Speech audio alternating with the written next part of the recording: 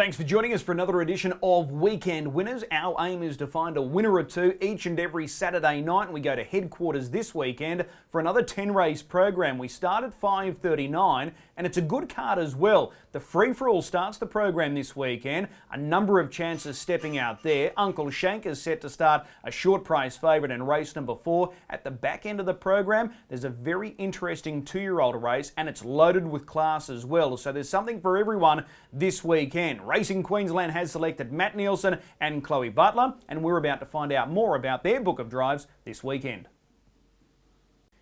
10 races at the Creek on Saturday night. Matt Neilson is set to play a strong hand. He's got a good book of drives and he's in the hot seat with us now. Matt, appreciate the time. Yeah, no worries, Chris. It's a really good book. You've got 8 drives on the 10-event program. There's some good quality there as well.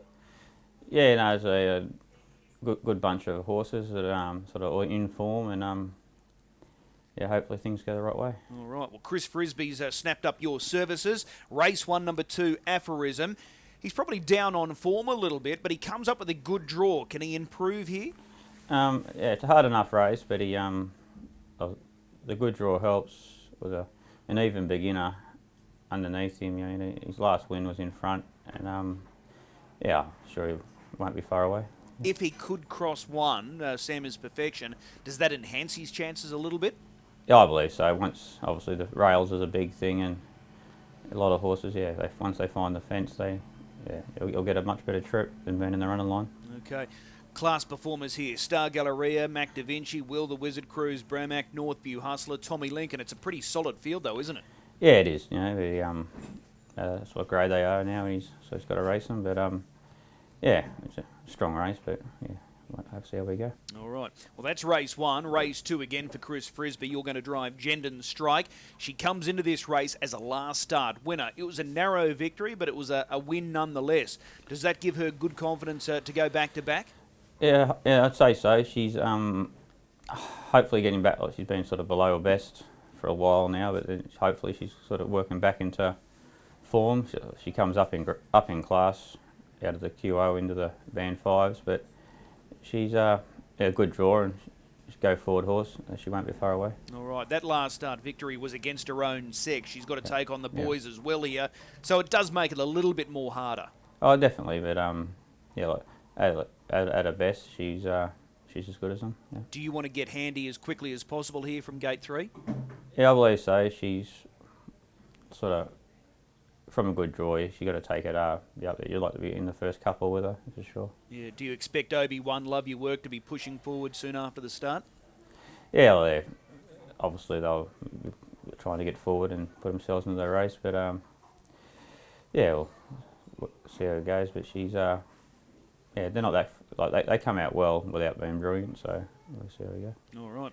Race number 4. This is a race that's been cut about by scratchings. Paravani out, Ronaldo's out, Black Hawk Joe out. You're driving our Bondi Beach. Surprisingly, he hasn't got barrier 1. Normally, each and every time he goes around, he's got the inside gate. He'll start from gate 3, but you're on the outside of Uncle Shank. That doesn't help your cause, does it? No, definitely not. No, he generally gets well placed to get the barrier 1 all the time, but yeah, definitely he's sort of up in class. He goes well on the veterans over the mile when he can draw the inside, but yeah, he'll need a bit of luck early and see how he goes. Okay, it is a strong race with Uncle Shank and one big show. He's low flying himself, isn't he? Yeah, definitely. Yeah. Okay, well that's our Bondi Beach in race 4. Let's move across to race 5. This is an interesting drive here for you. Major Jared, he's now featured in a stable change. He come up for last week's Triad feature and ran a good race when 3rd behind Big Wheels. Can he take this on Saturday night? Yeah, obviously I've never sat behind him, but I watched him last week and he was a good run off the back row and sort of got a long way back. And yeah, it was a strong time. He carved a good half out, a couple of 28 quarters on the way home. And yeah, I looked at his Sydney form and he likes to lead in his races. I'm sure he's well placed here, I think, yeah. And just looking at him for the first time myself last week, he's got a bit of gear, so if he can find the marker line, that looks like it's going to be a big plus for him. Yeah, for sure. And yeah, I'll find out more about on Saturday night, but he's definitely right in this. All right. Good as it gets, and Bonnie Prince Louis, are they the hardest to beat here? Yeah, Bonnie Prince Louis is obviously in good form, and yeah, but they're to the outside. Hopefully we can just keep them on the outside of us and hopefully be good enough. Yeah. All right, good shot there with Major Jared. Race 6 on Saturday night. Auntie Bella, she's a last start feature race winner, taking out that 4-year-old triad last week. Can she run it back again this weekend? Oh, if she runs up to last week, there's no reason why not. You know, and she's been a reasonable filly and mare, gone in the better races, you know, throughout her career, and yeah, she finds she had a wide draw, but a suitable, very suitable race here. The best thing about Auntie Bella, correct me if I'm wrong, she's versatile. She's not a one-trick pony. You can drive it different ways. Yeah, I think the tempo of the race will determine how it was done. So she done off the back last week. The leaders cut at each other a bit early. Then he was able to put her into the race, and she was too strong. Yeah. Just looking at that field last week, so she beat up on the likes of Jasper and She's Miss Divine and co. So is that field a little stronger to watch as opposed to this weekend, or about the same in your opinion? Oh, definitely. Yeah, like, you know, they're coming out of the 3-year-olds. They've won feature 3-year-old races, and yeah, she's I'd say this week's probably a bit easier, just with a very wide draw. But she'll have to overcome that. Yeah. Okay. Race 7 on Saturday night. Girl from Oz. You know this mare really well. You've sat behind her on several occasions. She's drawn out in gate 6. Your first thoughts there? Yeah, well, she could go either way. She could go forward, or you could just drive her with cover. And the tempo of the race, she seems to... Yeah, she hasn't had much luck with draws lately. She kept drawing 8 inside and getting buried back on the fence. But I think she's going all right, but yeah, if she just gets a good trip, no, she'll be strong late. Okay, so she is versatile, but in your opinion, what's her best racing pattern? Oh, yeah, she's versatile. I mean, won a couple on her.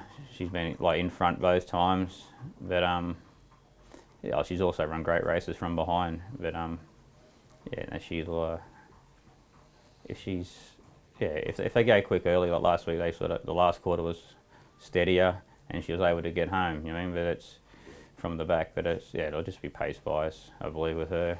You know. Yeah. Okay, an each way chance though? Oh yeah, no, definitely. Okay, yeah. Well that's Girl from Oz there in race 7. What about race 8? You're aboard. It's Major Rich when he scored last time out. He didn't win by a big margin, but it looked like you had a little bit left. You weren't too panicked as they got closer to the line there. He he had the good draw last week, and yeah, he was obviously able to lead and get it easy enough in front. He felt like he was waiting for him a little bit. You know, and I thought he was beat, but then he kicked well enough near the line. But obviously a little bit harder draw and probably up in class a little bit here. But I'm sure he'll appreciate. It won't worry if he has to sit or not. You know, if you get a nice sit on a strong pace, he'll be there. Yeah. Okay, can he lead this field? I don't know about that. He's got gate speed, but when they get up in this class too, they can all get out a bit. But he'll talk to him at the connections, and he'll come up with a plan. But yeah. Is he better suited at a mile, or 2100 doesn't really matter?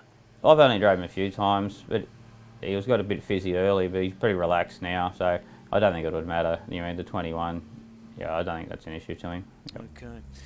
The final race for you on Saturday night is race 9, and this could be the highlight of the night, this 2-year-old race. It's loaded with quality, and you've picked up an excellent drive here on Bronski Delight. She backs up from last week, Group 1 place behind the star filly Jewel Melody, and she really attacked the line. It's a good drive to pick up here.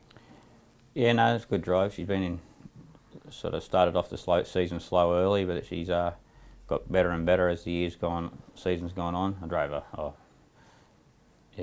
8 or 9 months ago in education, and she was pretty steady, but she's improved a hell of a lot, and she won't be far away here. Yeah. Looks like she's got that trait of her family. She's the full sister to speak the truth, and they just get better as they get more experience and a little bit of maturity on their side. Yeah, and seems to have strength, so it's it's a good family coming back. Yeah. What do you do from gate 6 though on Saturday night? There's an early scratching, don't fear for me, but you've got some power to your inside. How do you play it early?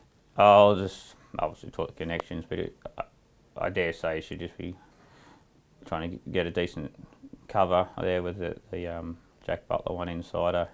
You know, so but yeah, I'll just take it as it comes. But yeah, she's pretty versatile, I think, and yeah, no, she'll be fine the line. Yeah, if you get that perfect trip on Saturday night, she can put this field away, can't she? Yeah, no, definitely. Last week chasing a good filly from back, but yeah, no, she was strong, so yeah. All right. Well, it's a good book. It's going to be a busy night for you on Saturday night. Which one are you most looking forward to? Well, it wasn't too much. Very Major Jared. Yeah, it's drawn well, but yeah, there's 3 or 4 of them that have really strong chances. Yeah. Okay, excellent. Really appreciate the time today. Best of luck, and we'll see you trackside. No worries, thanks, Chris.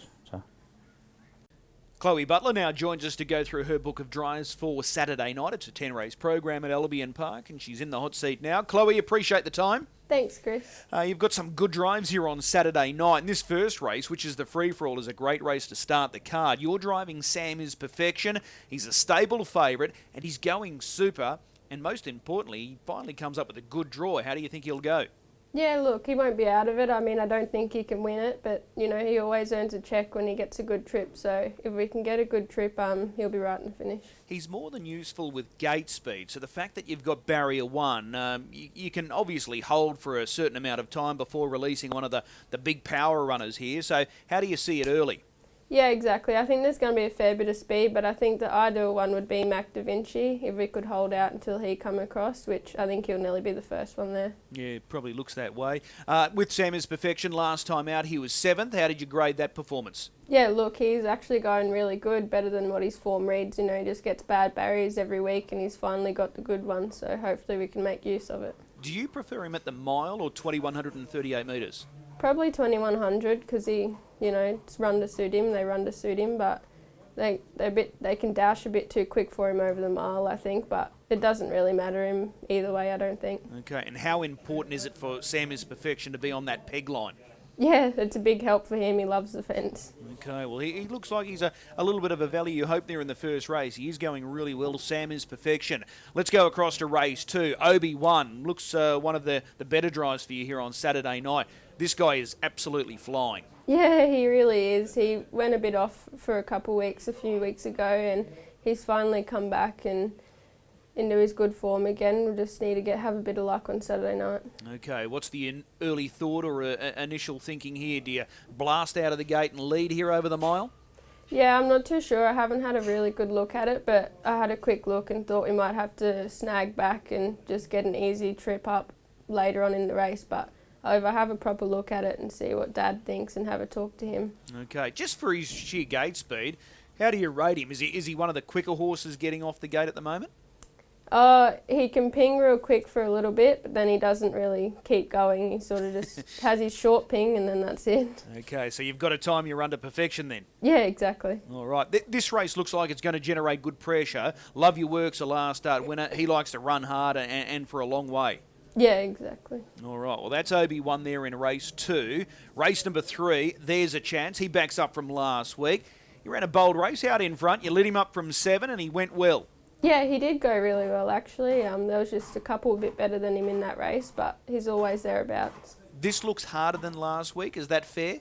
Yeah, it definitely is harder than last week. Okay, can you lead this field, or is Dance in the Sun 3 in Heaven probably just as quick early? I think everyone forgets how quick he really is. I always forget how quick he really is until you're out there and they're actually getting ahead of them all. But look, we have to come out and have a look and just see what happens. If it doesn't pan out how we want it, then it's not the end of the world. Yeah, and it's a good point you raised, because I think a lot of people forgot how quick he is, because I don't think there was too many that expected him to get off the gate as quick as what he did last week. No, exactly, and he even got the speed wobbles halfway when we come out last week. So yeah, no, he actually is quicker than everyone thinks. All right, well, hopefully he'll race well again. There's a chance for Graham White. And your other drive on Saturday night is your own horse, My Alderman Bondi. How do you think he's going to go, lining up in a race 5? Yeah, look, it's a big step up in grade for him. It's probably our only option to race on Saturday night in the qualies now. But if he gets the luck and all that, he'll be in the finish. If not, it's not the end of the world. We'll just go again next week. Okay, there are a few here in good form. Major Jared, good as it gets. Bonnie Prince Louis, they look hard to beat, don't they? Yeah, exactly. It is a really strong field, and you know, it's not the end of the world. We'll just come back next week and do it again. All right, that last start performance at Redcliffe, what did you think of it? Yeah, he did gallop, but that was my fault. I just steered him a bit too hard and was a bit rough on his mouth, but that was all my fault, so yeah. Okay, well, hopefully he can turn it around there on Saturday night. Of the 4 drives, which one are you most looking forward to? Yeah, I have to say Obi-Wan maybe. Okay. I'm going to have to leave Sammy's Perfection out this week. All right, we'll take the tip. Race 2, number 5. Chloe, as always, really appreciate the time. We'll see you trackside. Thanks, Chris. A big thanks to both Matt and Chloe giving up their time and insights ahead of their drives this weekend. It's a good card, as I mentioned at the start of the show, and if you're looking for a good gamble, I think race 3, number 2, 3 in Heaven is the horse to play this weekend. He's fit, he's in form, he lands a really good race, and he looks well graded as well. So I'm going to mark him as our key horse to watch this weekend. Race 3, number 2, 3 in Heaven. Remember, if you are gambling this weekend, please do so responsibly. We'll see you trackside. Our first race getting underway at 5:39.